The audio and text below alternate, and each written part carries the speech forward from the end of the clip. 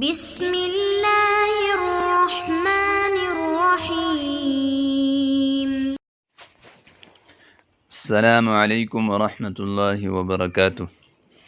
بسم اللہ الرحمن الرحیم۔ عزیز طلبہ، امید ہے کہ آپ سب احباب بخیر و عافیت ہوں گے۔ آج مقامات حریری کا سبق نمبر 8 ہے۔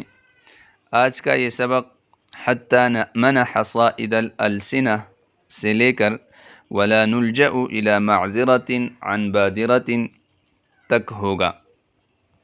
تو آئیے شروع کرتے ہیں۔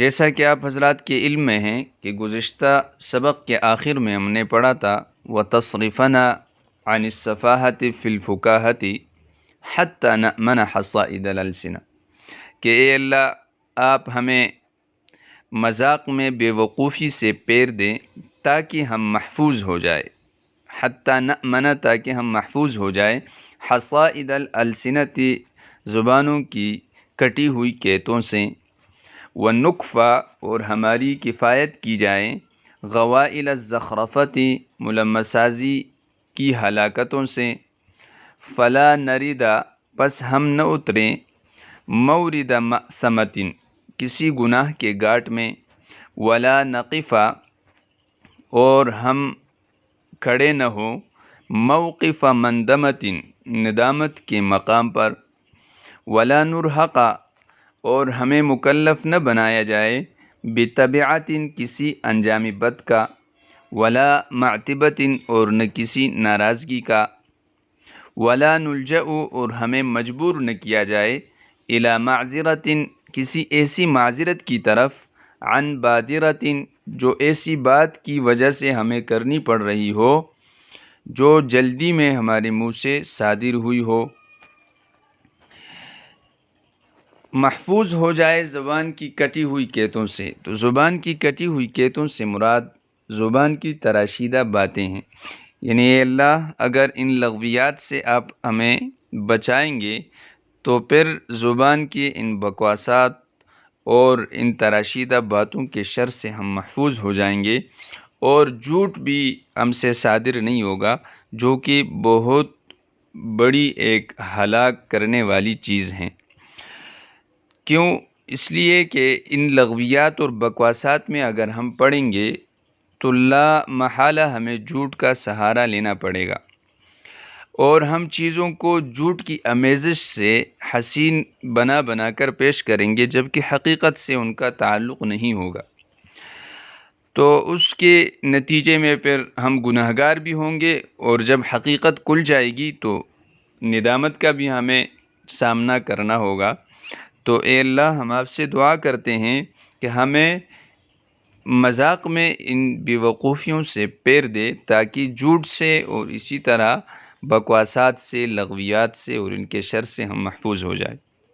اور اے اللہ ہم یہ بھی دعا کرتے ہیں کہ ہم مکلف نہ بنائے جائے کسی انجام بد کا اور ناراضگی کا، اور ہمیں مجبور نہ کیا جائے ایسی معذرت کی طرف جو جلد بازی کی وجہ سے ہو، یعنی ہمارے منہ سے غصے میں، انجانے میں بے اختیار کوئی ایسا کلام اور کوئی ایسا بول یا کوئی ایسی بات سرزد ہو جائے جو ہمیں بھی نامناسب لگے، اور بعد میں ہوش میں آنے کے بعد ہمیں اس پر معذرت کرنی پڑے۔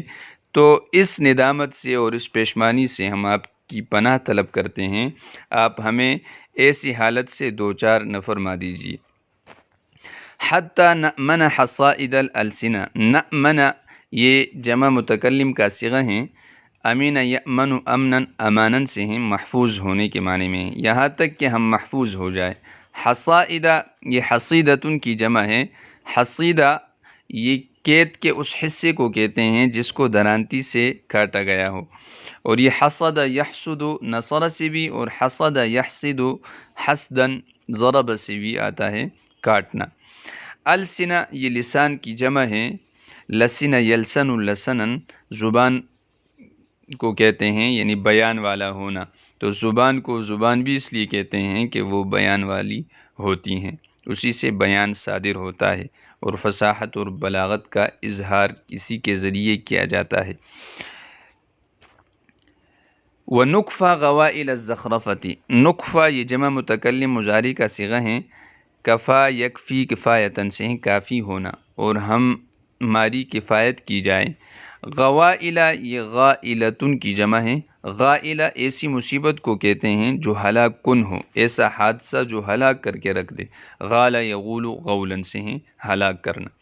الزخرفہ یہ باب بعثرہ کا مصدر ہیں، زخرف یزخرف زخرفتاً، کسی چیز کو ملمس سازی کے ساتھ راستہ کرنا، یعنی جھوٹ کی آمیزش کے ساتھ اس کو خوبصورت اور خوشنما بنانا۔ فلا نریدا، نریدا یہ جمع متکلم کا صیغہ ہیں، ورد یرید ورود سے ہیں، اترنے کے معنی میں آتا ہے۔ موردہ یہ اسی سے صیغہ ظرف ہیں، یعنی اترنے کی جگہ۔ مأسمتن یہ مصدر میمی ہے، اسم یأسم اسمن سے ہیں گناہ، پس ہم نہ اترے کسی گناہ کے گھاٹ میں۔ ولا نقف موقف مندمۃ، نقف یہ جمع متکلم کا صیغہ ہیں، وقف یقف وقوف سے ہیں کھڑا ہونا۔ موقف یہ اسی سے صیغہ ظرف ہیں، یعنی کھڑے ہونے کی جگہ۔ مندمۃ یہ اسم مصدر ہیں، ندم یندم ندامتن سے ندامت۔ ولا نرحق، نرحق یہ باب افعال سے ہیں، جمع متکلم مضارع مجہول کا صیغہ ہیں، ارحق یرحق ارحاقا، اس کا معنی آتا ہے کسی کو ظلم میں مبتلا کرنا یا کسی کو مکلف بنانا، جیسے سورہ کاف میں ہیں ولا ترہقنی من امری عسرا۔ مجرد میں یہ رحق یرحق رحقا سے ہیں، اور اس کے مختلف معنی آتے ہیں، احمق اور جاہل ہونا بھی ہے، جیسے سورہ جن میں ہے فزادوہم رہقا۔ اسی طرح ظلم کے معنی میں بھی آتا ہے، جیسے فلا یخاف بخسا ولا رہقا، اور چھا جانے کے معنی میں بھی آتا ہے، جیسے سورہ یونس میں ہے لا یرحق وجوہہم قطر ولا ذلہ۔ تبع یہ ما یترتب علی الفعل سواء کان خیرا او شرا، تبع کہتے ہیں انجام کو، یعنی کسی فعل کے ہو جانے کے بعد جو نتیجہ اس پر مرتب ہوتا ہے، خواہ وہ برا ہو یا اچھا ہو، اس کو تبع کہتے ہیں، اور اس کی جمع تبعات آتی ہیں۔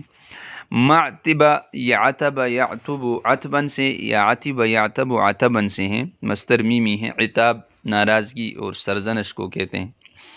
ولا نلجأ، نلجأ یہ جمع متکلم مضارع مجہول کا صیغہ ہیں، باب افعال سے الجأ یلجئ الجاء، مجبور کرنے کے معنی میں ہیں، مجرد میں یہ فتح سے لجأ یلجأ سے مستعمل ہیں، پناہ لینا۔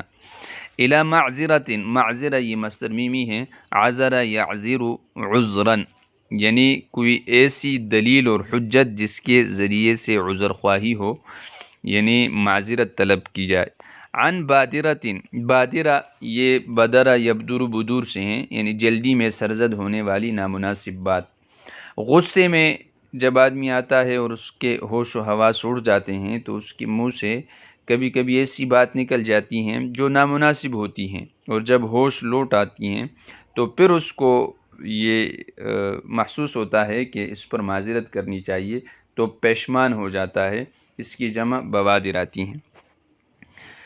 تو آج کے سبق کا خلاصہ یہ ہے کہ مذکورہ عبارت کا ترجمہ، اس کی تشریح اور الفاظ کی لغوی صرفی تحقیق آپ کے سامنے آئی۔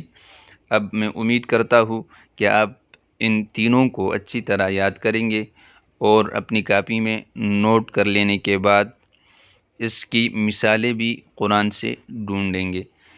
آج کے لیے اتنا ہی کافی ہیں، ملاقات ہوتی ہیں ایک نئے لیکچر کے ساتھ، تب تک کے لیے دعاؤں میں یاد رکھیے گا۔ اللہ حافظ۔